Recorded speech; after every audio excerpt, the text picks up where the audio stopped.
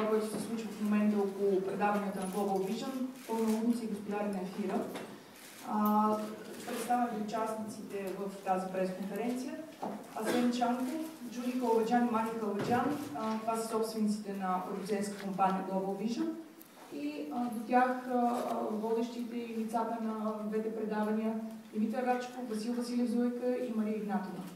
Най-напред ще дам думата на Мани Халваджан, за да открие. След това ще имаме около половин час група, в който ще кажем каквото имаме да казваме. След това ще имате вашето време за въпроси. И това, което искам да ви кажа, след малко ще напомня отново, че няма да даваме интервюта след тази пресконференция. Така че ще ви помоля каквото имате като въпроси да използвате момента сега.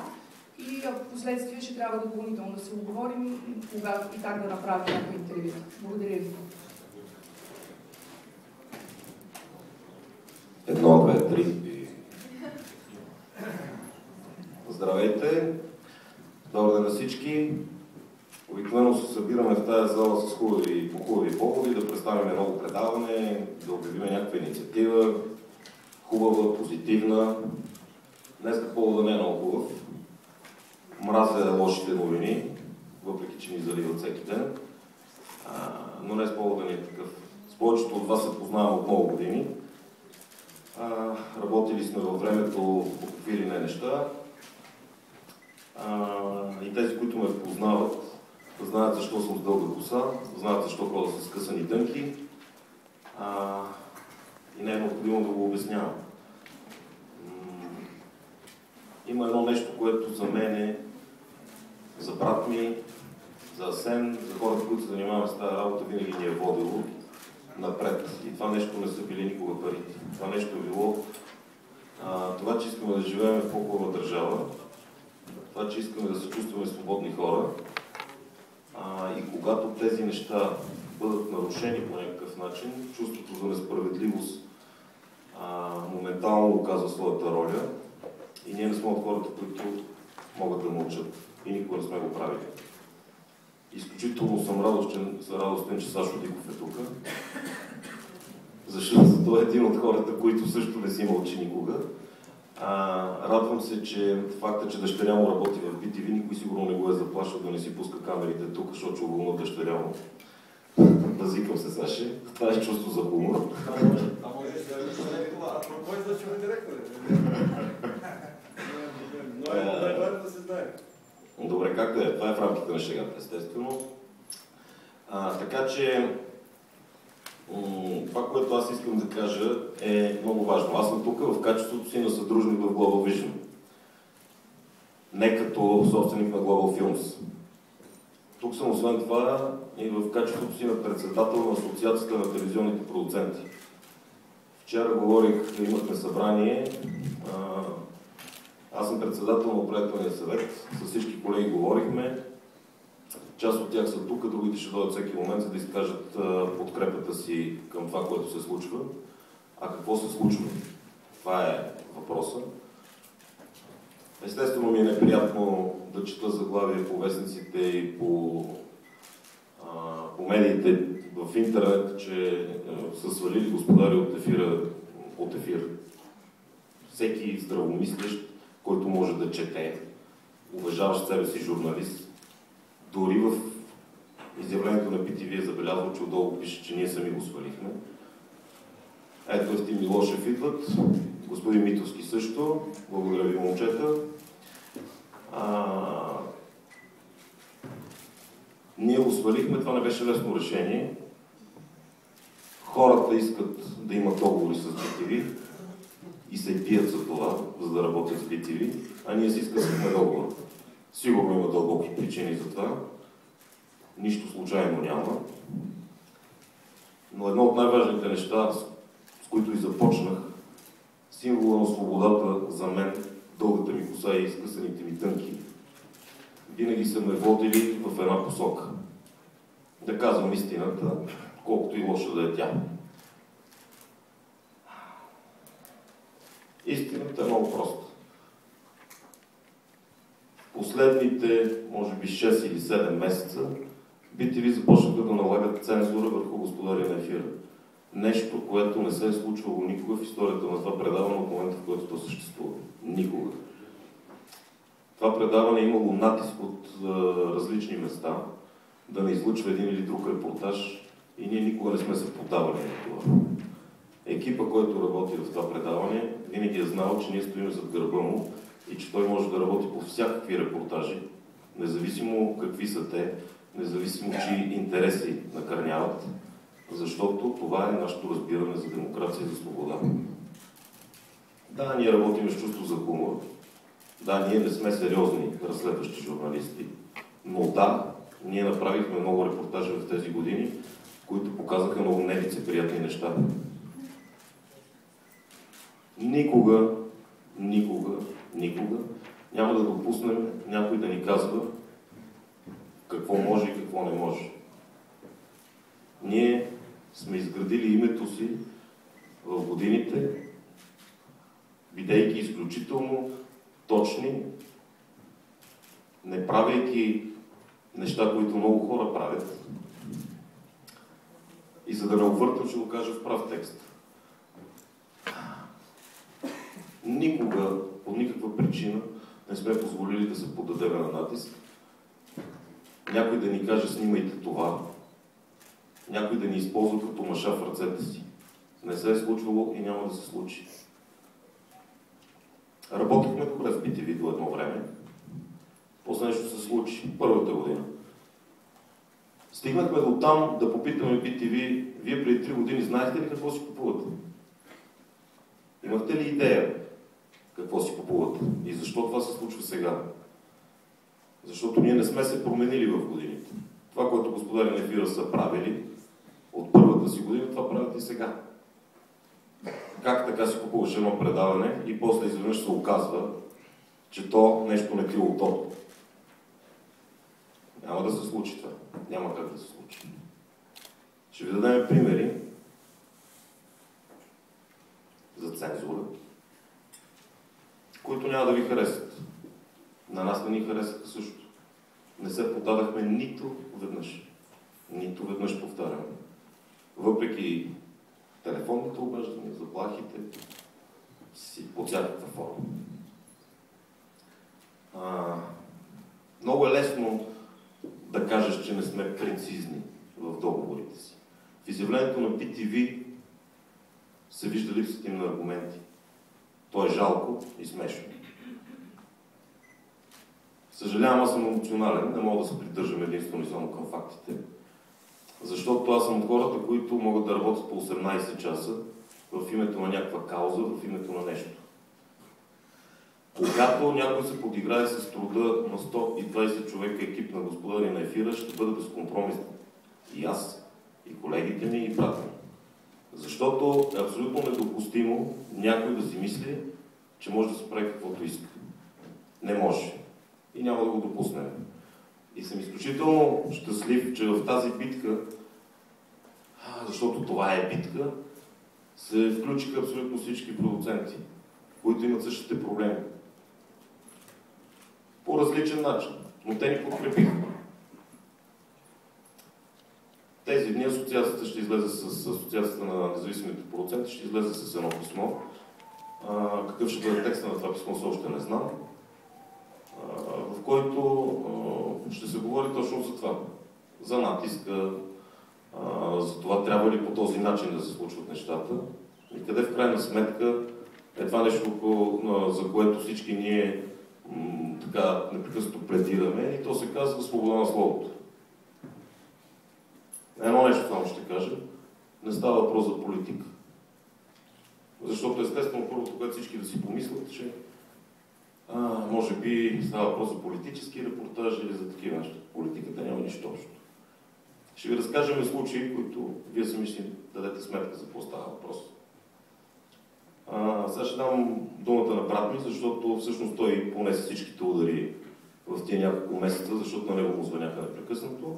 И той трябваше да отбива всички удари и да обяснява защо се случват всичките тия неща, защо правиме това или друго.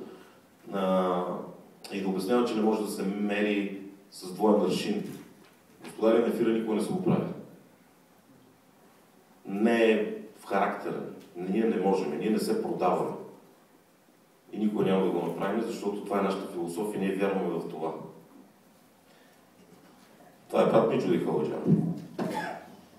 Здравейте на всички!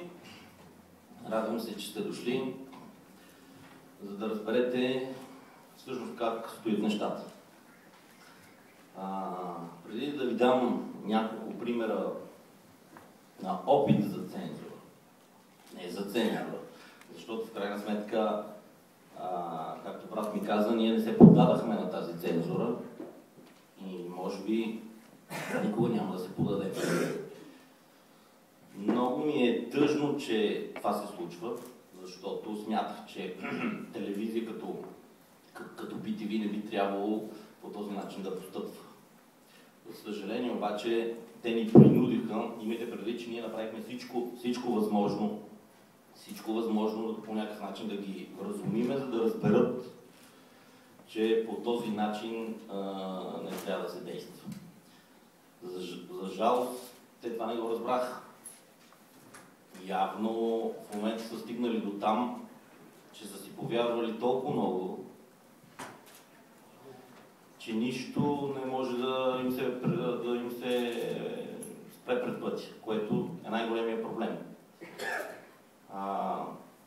Аз мятам, че наистина телевизия като BTV не може да си позволява дори за някакви дребни неща. Вие сега като чуете примерите, вие сами ще разберете, че за каква глупост става въпрос. Защо трябва такова нещо въобще да е проблем за тях? Но за съжаление това са фактите. Много не ми се иска телевизия като BTV по всякакъв начин да налага цензура. Не става въпрос само за нас, но и разбира се и за други продукции. За съжаление обаче не всички продуценти имат тази възможност, може би и да вземат това решение, което взехме ние. Така че смятам, че е безумно BTV да налага гости в предавания на външни продуценти, теми в предавания на външни продуценти, репортажи в предавания на външни продуценти. Не може BTV да казва: този гост няма да дойде при вас, защото ние не го харесваме. Той не е от нашия отбор. И всички продуценти да се съобразяват с това нещо. Говоря за външни, защото вътрешните сами си направили избор да бъдат BTV. Така че смятам и в същото време, същата тази телевизия да иска от тези продуценти, те да дават резултат, да дават рейтинг. Нещо, което, нали, разбирате, че няма как да стане. Ти ми се месиш в творчеството, решаваш кой да присъства, какви да са темите, в същото време искаш от мене рейтинг. Къде на къде? Така че виждате, че има много объркани неща в цялата система. Ще дам няколко примера, специално за господаря на ефира. Болница Свети Наум. Сега най-вероятно няма да се сещате за всичките тези теми. Аз с няколко думи ще ги разкажа. Болница Свети Наум, казусът беше следния. Потърси ни една майка от провинцията, която ни разказа, че всъщност е дошла в София от много далече, за да използва предимството на някаква невероятна апаратура, която има в тази болница. Ние, разбира се опитахме да разберем всичко по случая, както правим винаги. Оказа се, че тази болница и тази апаратура невероятна, която е трябвало да има, я няма. И ние го доказахме това. Пуснахме момичето, майката с скрита камера вътре, за да разбереме повече от самите доктори. Те самите казаха, че такава апаратура няма. Но защо? Какъв е проблема, тук ще кажете. До тук няма проблем, да. Проблема е, че тази апаратура е трябвало да бъде закупена с парите на Българската Коледа. Под патронажа на президента Първанов. Може би там идва проблема. Започвате ни телефонни разговори с BTV. Защо, как, сигурни ли сте, защо сега така? Знаете, че ще имаме проблеми с президентството. А ние имаме видео, на което президента Първанов заедно с шефа на болницата, дават интервю и казват, че с парите на Българската Коледа, част, разбира се, от тези пари, е закупена тази невероятна техника, която била най-добрата на Балканите. Нали? В смисъл, тук се стига в някакви крайности и подвеждат по този начин самите клиенти. Както и да е. Разбира се, никакъв проблем от моя страна. Аз излъчих всичко, което трябваше да излъча. Това бяха първите опити, искам да ви кажа, защото това беше най-далечният случай. Явно още тогава битви се опитвали почвата да видят как аз бих реагирал на тези неща. Сигурно не ме харесва. Следващ случай.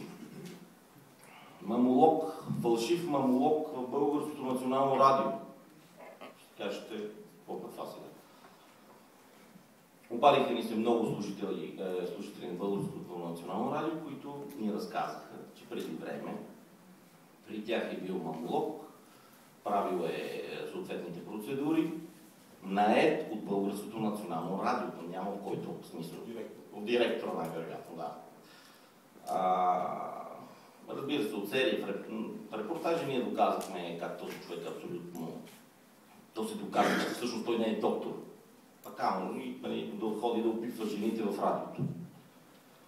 Беше всичко много смешно и забавно. Но не и на тези жени. Но не и на тези жени, разбира се, да. Някой ги е събличил, за да ги опитва. Разбира се, от BTV, като разбраха, че това е темата, започнаха с едни хиляди мейли и с обаждания да внимаваме по някакъв начин да не замесваме радиото и неговия директор. Нещо, което, нали, сами разбирате, че ти не можеш да изградиш някаква история, след като тези хора са дошли и са служителки на радиото и целият казус се случва в радиото, ние да спестиме името на директора и да спестиме като цяло да не споменаваме радиото. Абсурдно. Извинявайте, ще се намеся само за една секунда, защото за мен това е един от фрапиращите случаи. Не говорим за политика, не говорим за ничии интереси, говорим за нещо много просто. Един мъж, абсолютно доказан мошенник, влиза в болницата, влиза в радиото, разсъблича жените и започва да ги опитва по гърдите. Това нещо, той се представя за лекар. Тези жени ги е срам, нали? Разбирате какво са преживели те, когато разбират, че този човек е мошенник. В нас заработва веднага чувството за справедливост, как ние трябва да ги изобличим. Този човек трябва да бъде изобличен и този, който го е наел. Този, който го е наел, не е проверил това лекар ли е. За какво става въпрос? Просто вкарваш вълк в сталото. И изведнъж от BTV се обаче така няма го излъчвате това нещо. Аз не мога да направя такова нещо, нито обратно, съжалявам. Както и да е, аз съм малко по-дипломатичен и по някакъв начин не е смисъл, крайният резултат е еднакъв. Но аз се опитах по всякакъв начин да им обясна, без да се караме, че това е трудно да стане по този начин. Както и да е, излъчи се всичко. Разбира се, получих обаждане по телефона, което казаха, ама нали, ти казахме да спестиш радиото и това. И аз викам, защо? Казах, ама ние имаме някакви уговорки с това радио. Имаме си някакви уговорки, покрай гласът на България. Но мен какво ме интересува, че вие имате уговорки, вие може да имате уговорки с целия свят. Това означава, че аз не трябва да правя нито един репортаж, защото вие имате уговорки. Нали разбирате? Край с този случай. Критики към BTV новините. Само един пример ще ви дам. Ние критикуваме всички. Това е нашата работа. Ако видим нещо, че не е както трябва, ние се занимаваме. И BTV новините, и Нова телевизия, и TV7, и канал 1, в случая БНТ. И канал 3. И канал, всички, да, всички. Така че няма как, след като ние сме в дадена телевизия, това нещо да ни спре. Нали разбирате? Няма как да стане. Може би други хора биха го направили. Ние не. Защото най-ценното нещо на господари на ефира да се опитват максимално да бъдат обективни. Знаете, че всеки един човек си има някакво мнение. То е ясно. Ние не можем да задоволим всички. Но поне да се опитаме да бъдем максимално обективни. За първ път в историята една псевдолечителка на име Тотка Тотевска е разкрита от нас и осъдена. Тя получава присъда за 3 години затвор. Такава новина в нито една новинарска емисия не мина като новина. Не, на всички. Но мога да разбера защо БНТ и Нова по някакъв начин, защото това е като цяло криво разбраната ни демокрация в тази държава. Нали, да не споменаваме нищо на другия телевизионен канал, звезди, лица, награди и така. До някъде мога да ги разбера БНТ и Нова телевизия. Но защо BTV го спестиха това нещо? Новините. Как? Защо? Те имат сериозен проблем от началото с нас BTV новините. Защото те смятат, че това, което ние правим като разследваща журналистика, по някакъв начин не им харесва и те ревнуват от това нещо. Така че те се опитват по всякакъв начин, ако може, нищо не се говори за господари на ефира. С изключение в началото. Значи, в първата година, да кажем, че отношенията не бяха добри. Но с течение на времето, за съжаление, някакви неща се промениха. И както и да е, връщам се на този случай, защото се отклоних. Какви ли не безумни новини, знаете, че когато новинарска емисия трябва да си пълнат времето, защото те са дълги и вкарват вътре безумни новини, които са... Да, те просто трябва да се запълнат времето, но незначими. И ние тогава казахме, защото сравнихме с 3 национални телевизии, защо никой не е казал нищо по въпрос. И BTV е вътре. Искам да ви кажа, че на другия ден продуцентите на BTV новините ми се обадиха сърдити.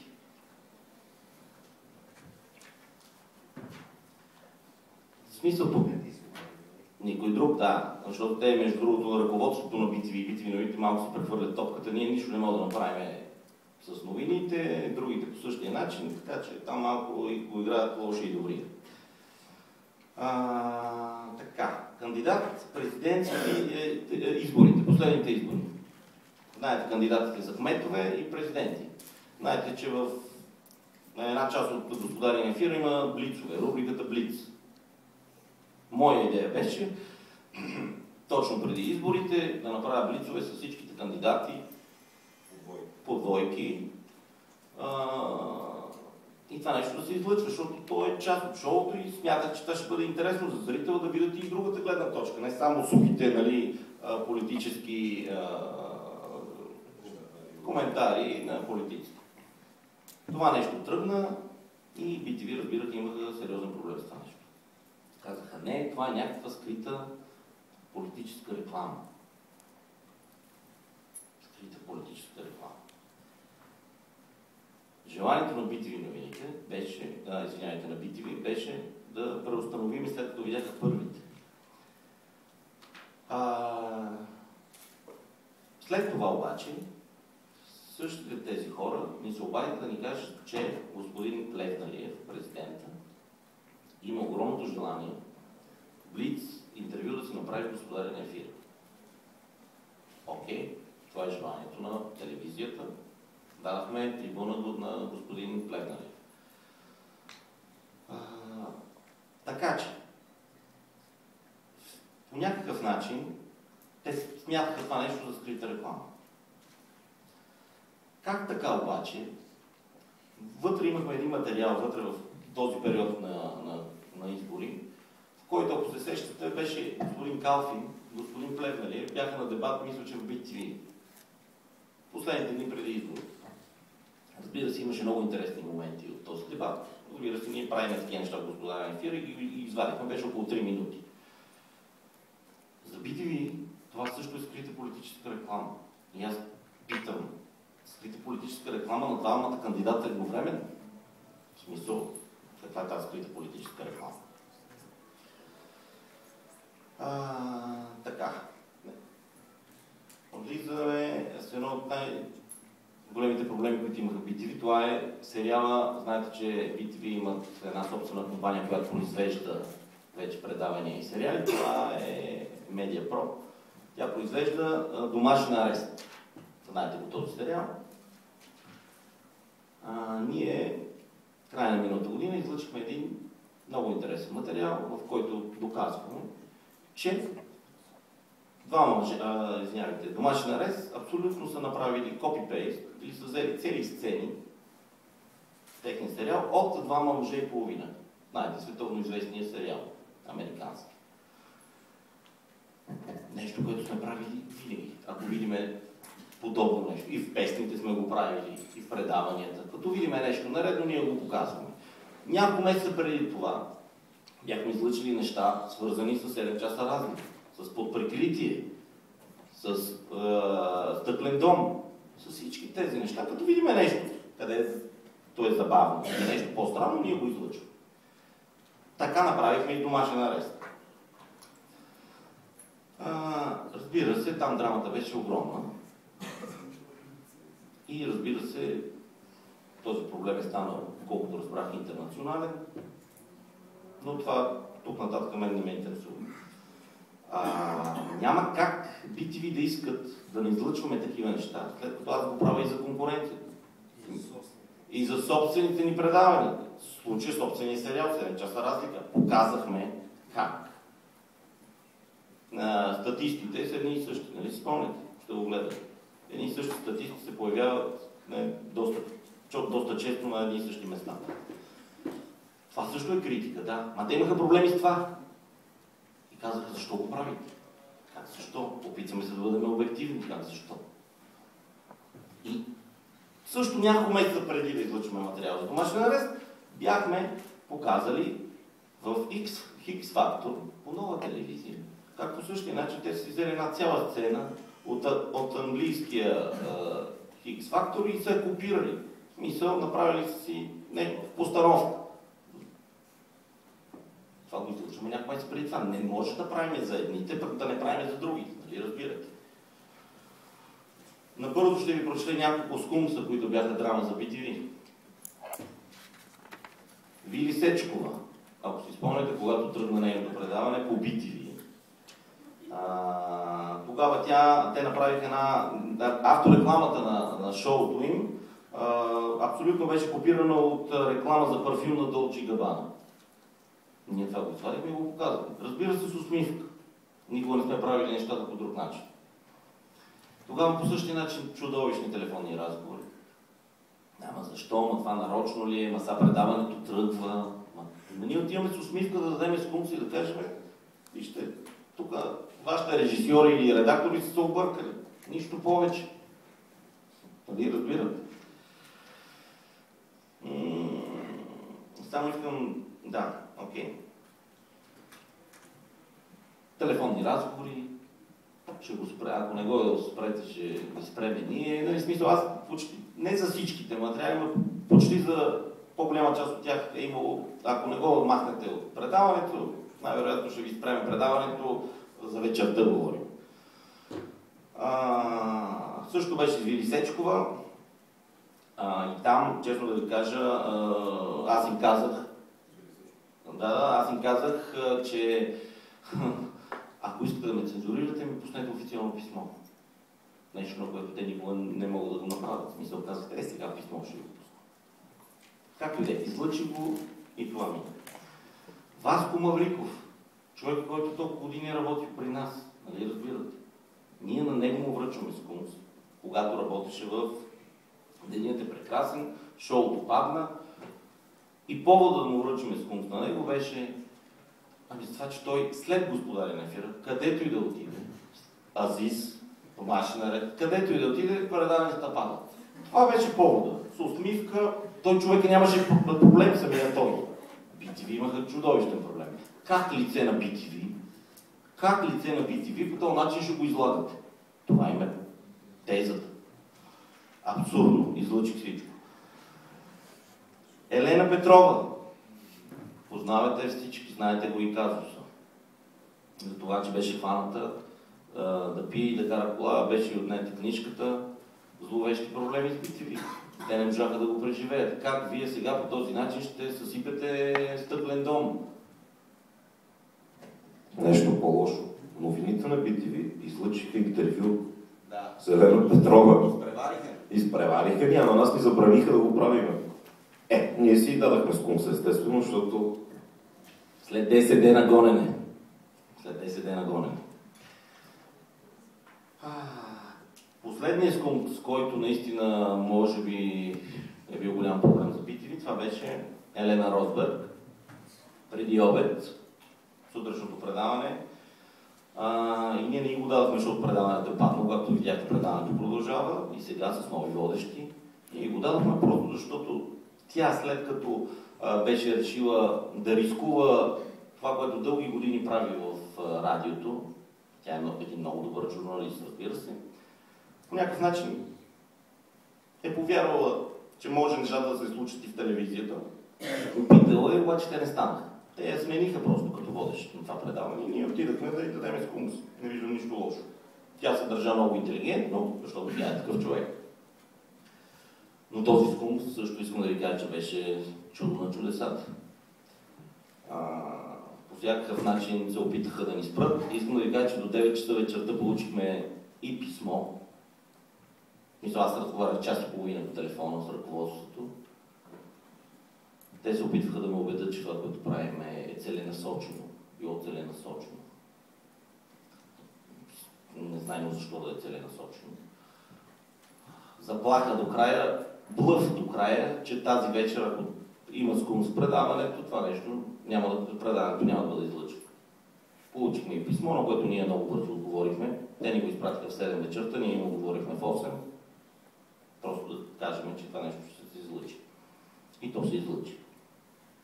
Разбира се, само да ви припомня, че в този период сме давали скунси на Милен Цветков в Нова телевизия и на Бареков от TV7, нали, за да няма някакви съмнения, че нарочно нещо прави. Така че всичките тези неща, както виждате, са абсурдни. Вие ще си кажете, но защо наистина той е толкова дребнаво? Защо се прави въобще? За BTV това е накърняване на тяхния имидж, на лицата им и така нататък. За съжаление, това е реалността.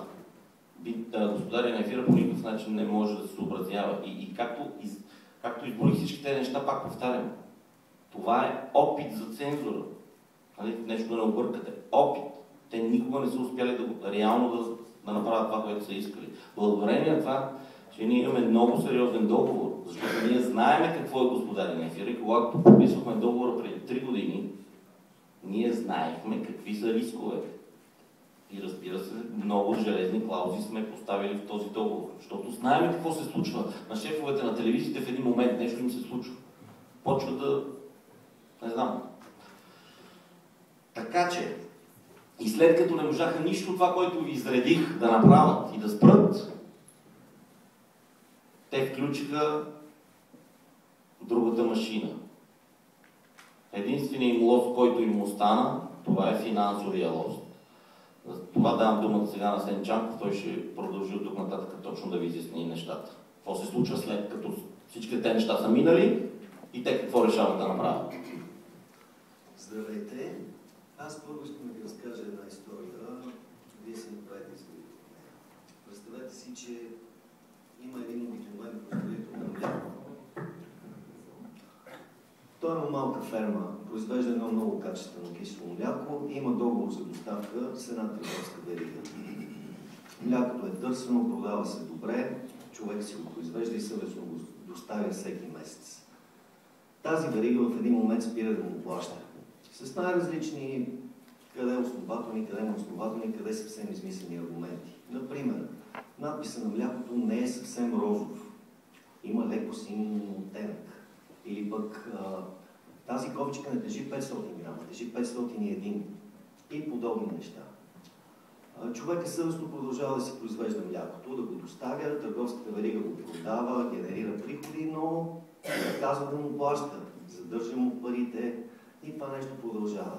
1 месец, 2 месеца. Какво би трябвало да направи този човек? Както и да е, предполагам, се сещате вече за какво ще говоря. BTV впрегна средствата и механизмите на икономическата принуда. Това по никакъв начин не ни спря да изпълняваме задълженията си по договора. Ние продължихме да произвеждаме и да предаваме в срок предаванията, така както ангажиментите, които сме поели, ни вменяват. Но всяко нещо си има граници. всякакви начини да обясним на нашите партньори, че това не може да продължава по този начин. Отговорихме на всички отправени от тях изисквания и претенции безкрайно добре обосновано според нас в писмен вид и ги подканихме да изпълняват, може би, единственото си съществено задължение по този договор, а именно да плащат за продукцията, която получават. Това не се случи. Неколкократно поставяхме срокове, тези срокове изтекоха и ние взехме решение да прекратим излъчването на нашите предавания в програмата на BTV. Понеже те излезоха с един прес-релиз в петък, в който говорят за прецизност, дължима прецизност. Кажете ми, кой според вас прецизно изпълнява един договор? Този, който произвежда и предава в срок качествен, така както трябва, продукта, чието задължение е да произвежда, или този, който има едно единствено съществено задължение да заплати за този продукт? Къде е прецизността и кой не е прецизен?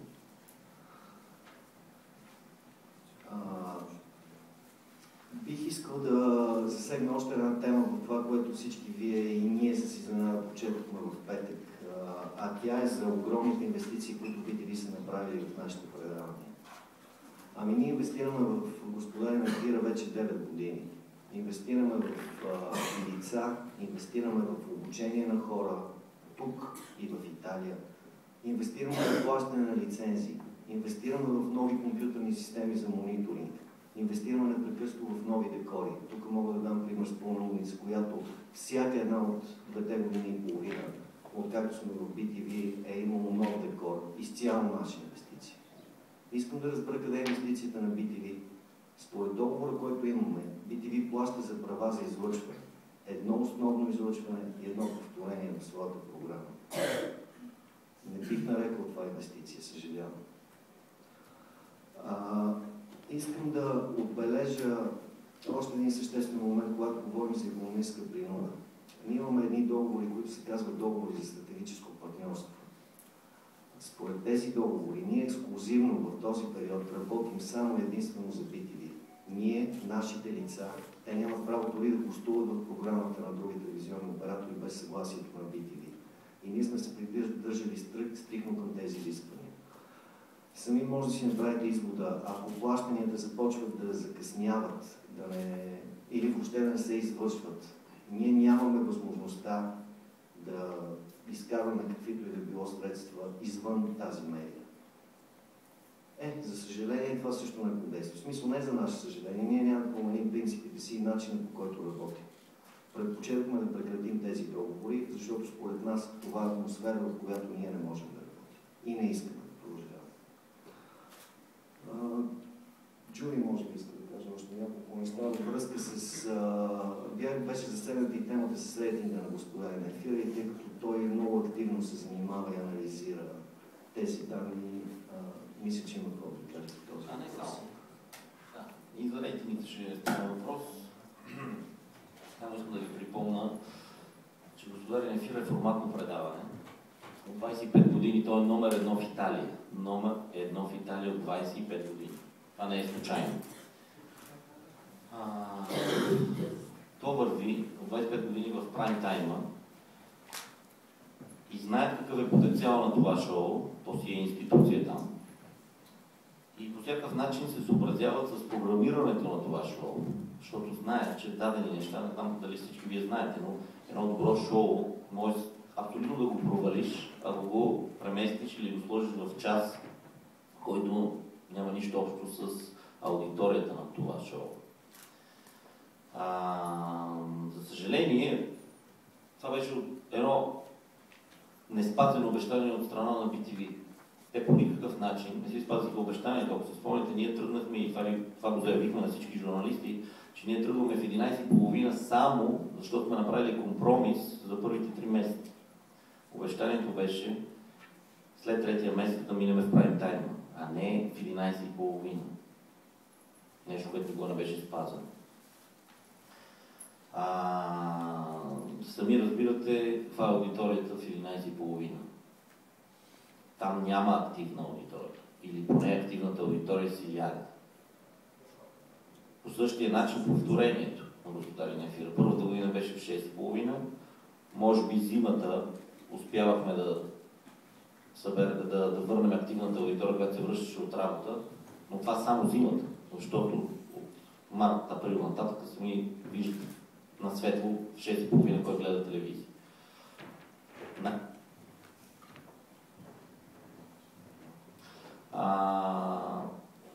Това ни преместих повторението в 4:30, там пък съвсем няма активна аудитория. Какво да ви говоря, там е аудитория само на турски сериали, така че няма нищо общо с нашата аудитория.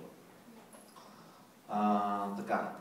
Но да се върнем на това писмо, което те пуснаха първото, през информацията, за което говорят наистина за прецизност в отношението. Абсурд. За каква прецизност говорят BTV? За каква прецизност? Като аз в тези 2 години и половина не съм спирал да им се обаждам, да им казвам: хора, има проблеми с закъсняването на предаването. Стига, че не си спазихте обещанието за часа. Окей, ние приемаме партньорски това да стоиме в 11:30, но спазвайте ни елементарни правила. Не правете така да закъсняваме. Всяка една минута в 11:30 е губене на хора. Хората си отиват след 10 часа, аудиторията изцяло пада, което е нормално. Аз от тях исках по някакъв начин всичко това да се промотира по-добре. Имаше периоди, в които Господарен ефир се промотираше само в 11:25. 11:25, 5 минути или 6 преди предаването, което е абсурдно за предаване, което има актуални неща, актуални теми и иска да запознае зрителите, поне да задържи тези около 9:30, да им каже: хора, в 11:30 има нещо интересно, което можете да видите. Не, това не го направиха никога на 2 години. Винаги има друг приоритет. Винаги има, да, винаги са ни казали, че има ли друг приоритет. Те постоянно имат други приоритети. Това е истина. За съжаление, никакъв съпорт от BTV новините. Значи, предавайте Господарен ефира. Ако се седне на масата с BTV новините, може да сме много полезни. И ние, и те сме си полезни. Защото ние се занимаваме с разследваща журналистика. Но те никога това не го разбраха. Напротив, те ревнуват постоянно. Напротив, те си направиха предаване Хрътките, където има елементи на Господарен ефир в разследващата журналистика, направени много лошо. И те в новините си, в централните на новини си рекламират Хрътките. Не рекламират репортажи на Господарен ефир. С изключение в началото.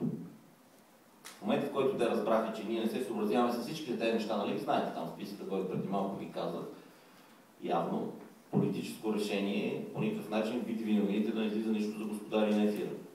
Но за Хрътките имаме през ден някакви материали.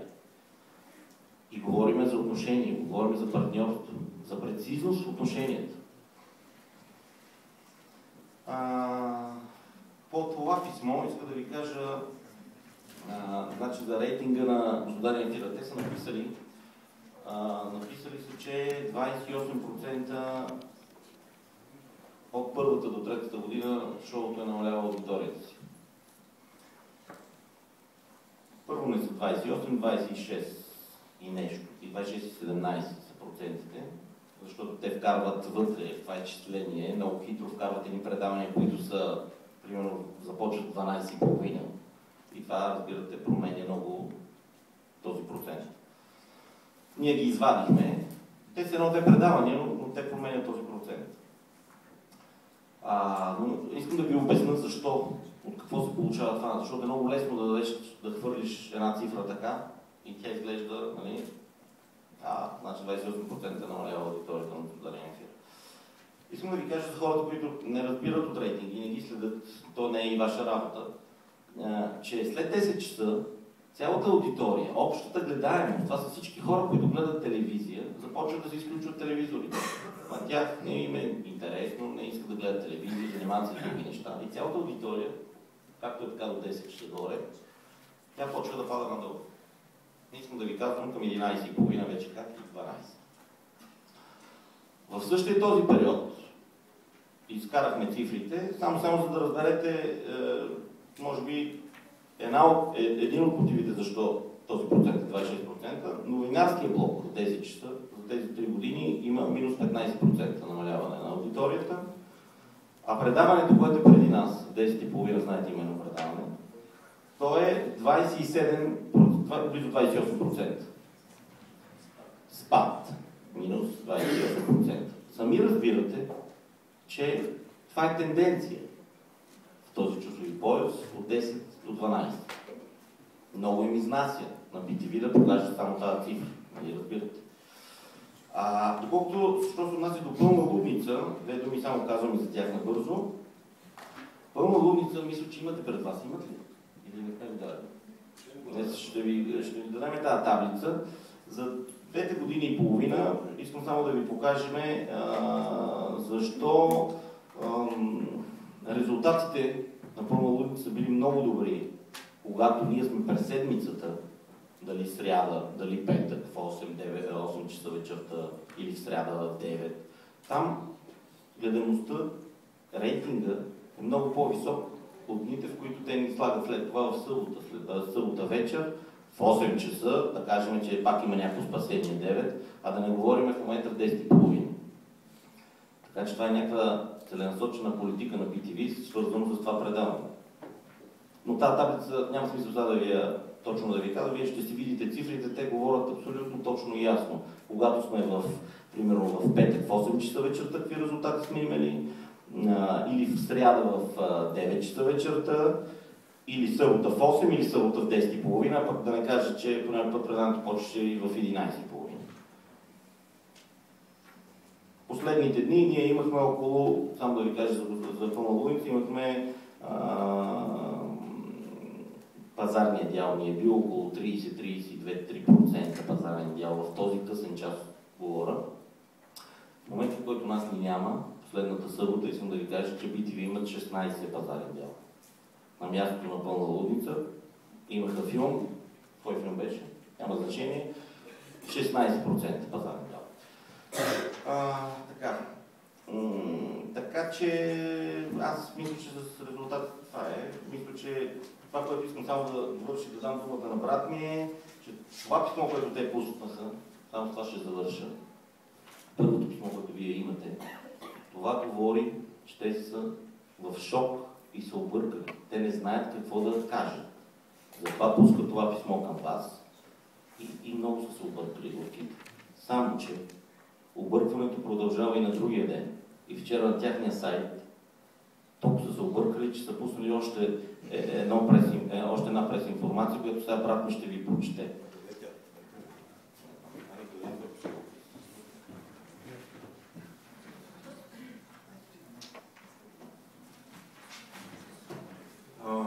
Значи тук ме удариха в сърцето.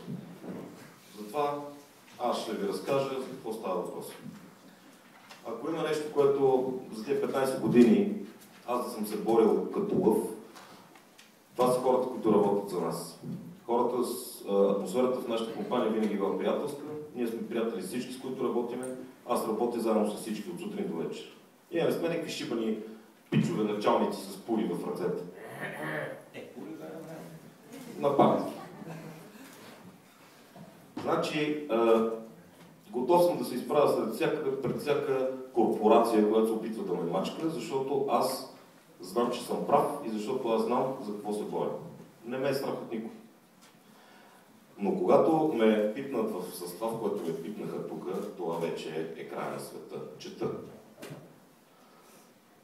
BTV благодари на лицата, на господари на ефира и Пълна лудница. Отворено писмо към водещите, актьорите и комедийните предавания. Уважаеми колеги, след близо 3 годишна съвместна работа с вас в качеството ви на водещи актьори и господари на ефира и Пълна лудница, BTV Media Group изразява огромната си благодарност за вашия талант, труд и професионализъм, които демонстрираха във всички издания на двете предавания, излъчени в каналите на медията. Как бе, нали рейтинга нещо не беше добър? Няма значение, продължавам. Оценяваме много високо вашите безспорни качества, вашия ентусиазъм в работата и приноса ви към предаванията, които се излъчваха в ефира на BTV. Изразяваме искреното си съжаление, че заради неспазването на договорните задължения на продуцентите от Global Vision спрямо BTV Media Group, вашата изява пред най-голямата аудитория от ваши почитатели, милионите зрители на BTV, беше преустановена. Жалко. Много жалко. Искрено съжалявам.